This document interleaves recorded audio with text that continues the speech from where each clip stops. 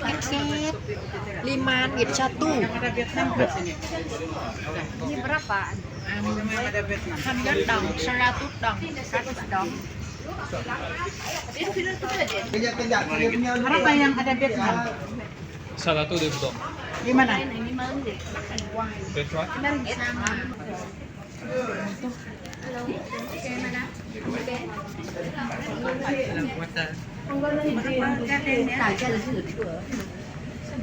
No video honben no. Harahat. Nanti. Video.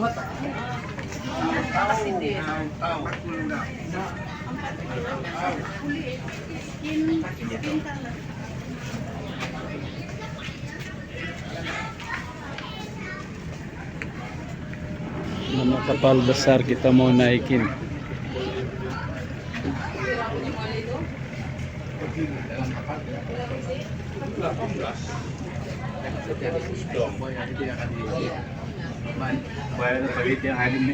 Tapi ini lain dia buaya kalau ini ini mau memang pas orang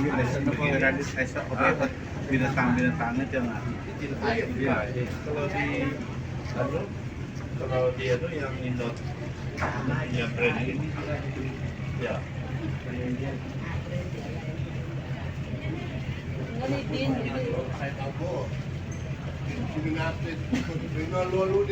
Mereka sudah sedia.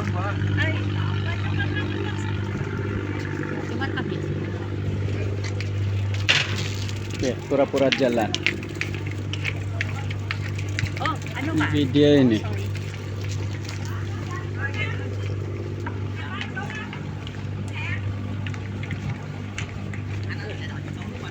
Mana satu kita pergi?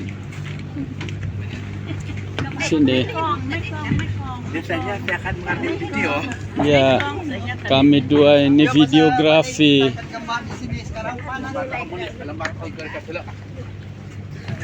Oh yang tekan.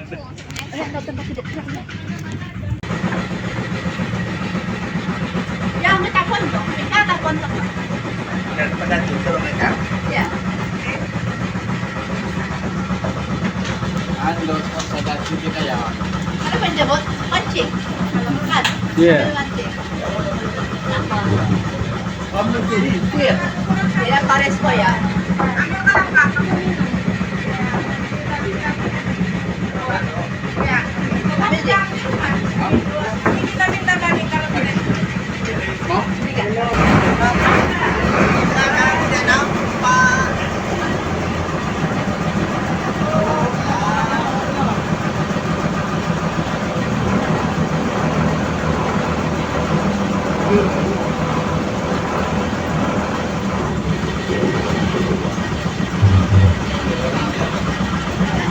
Selamat datang ke Sungai Mekong. Ini sungai paling panjang sekali di dalam Asia. Di panjang 4,360 km. Di punya panjang. Di lalu 6 negara. First sekali di masuk China, Laos, Myanmar, Thailand, Kamboja. Masa Sungai Mekong ini dimasuk Kamboja, dia jadi satu tasik air tawar paling besar sekali di dalam dunia. Nama tasik itu Tonle Sap. Daripada Tonle Sap, dia pecah dua, dia masuk Vietnam. Satunya dekat sini, satu lagi dekat kampung saja. Kalau kat kampung saya, lebar dia kan lebih besar kepada ini 2 kali ganda. Sebab daripada Tonle Sap, dia keluar terus dekat kampung saya. Jadinya dekat kampung saya sangat besar. Ini Mekong ni masuk sungai ni sekarang ni kan panjangnya 250 km. Ininya jalan tipu, jalan shortcut daripada Mekong. Kamboja dimasuk. Ini bukan keluar dari Tonle Sap. Dekat kampung saja baru dari Tonle Sap di Pulau Bai. Jadinya dekat sini di panjang 250 km tu dia orang boleh ikut sungai ni sampai terus dekat Phnom Penh. Contohnya kat kanan tonton ni ada nampak satu terus tu kan. Terus tu akan pada sini ke Phnom Penh 3 hari 2 malam. Terus tu dia nak jalan ke Phnom Penh. Sungai ni nampak paling dalam sekali. Depan sikit nampak paling dalam. Kalau waktu sekarang ni dalam dia 21 meter. Kalau waktu air pasang tu kan kita nampak tu dekat situ kan. Tepi tu akan nampak ada air tu pasang tu kan. bila air pasang dalam dia 25 atau 27 meter. Tengok waktu air pasang tinggi ke tidak tinggi. Bila waktu air pasang itu kan semua nampak kapal-kapal besar-besar macam ni. Lebih besar tu dari ini lagi. Dia orang akan tak mungkin nak jalan.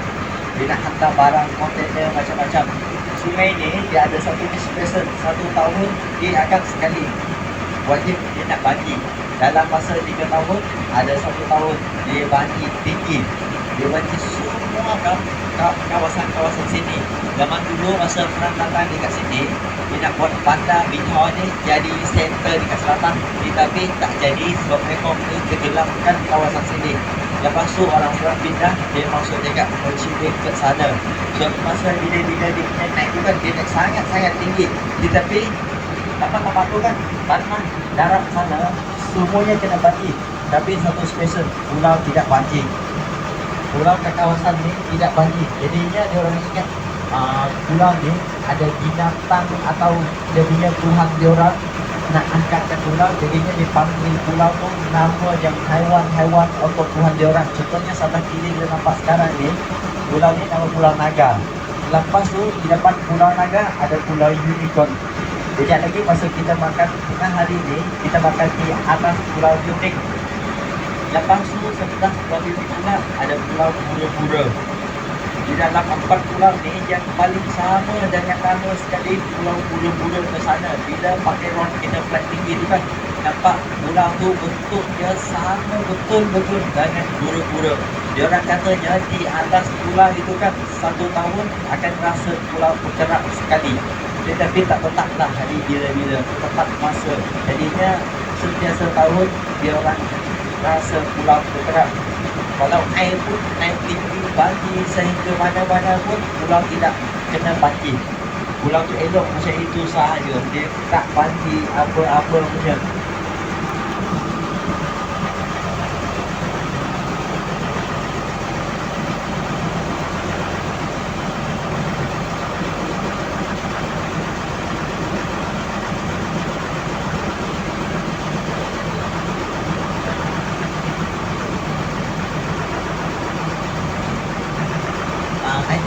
Hari ini kita akan lawakan 2 pulau. Satunya Pulau Unicorn, satu lagi makan tengah itu dekat Pulau Unik. Tapi tempat paling banyak kita nak jalan di dekat Pulau Unicorn. Terus kita akan hidup kedai madu. Daripada sarang lebah, dibawa main di kedai tambah. Lepas tu dia orang atas Pulau Unicorn ni, dia orang ada bela lebah untuk ambil madu. Sebab di atas pulau ni 40% dia orang tanam dia punya madu kucing. Lagi 50% dia orang tanam kelapa. Jadi kelapa dengan makan kucing ni banyak bunga. Dia orang guna lebah ni datang dekat bunga, makan bunga buat madu bagi dia orang. Dia orang bagi kita rasa madu. Selain daripada madu tu dia ada rasa lagi timola dengan Persian egg. Bahagian itu dia bagi kita rasa sehabis itu kita akan adalah pilihan. Ada 2 option. Satunya naik kereta pagi. Satu lagi naik kereta kuda. Tetapi kalau naik kereta kuda, kita juga kena jalan kaki di dalam 500 meter di bawah tapak tu sehingga nampak makan kuah. Kalau naik kereta pagi, dia dekat depan ni saja. Lepas tu dia nak terus dekat depan sana. Jadi kita tak payah jalan kaki. Saya rasa semua orang macam saja juga lah.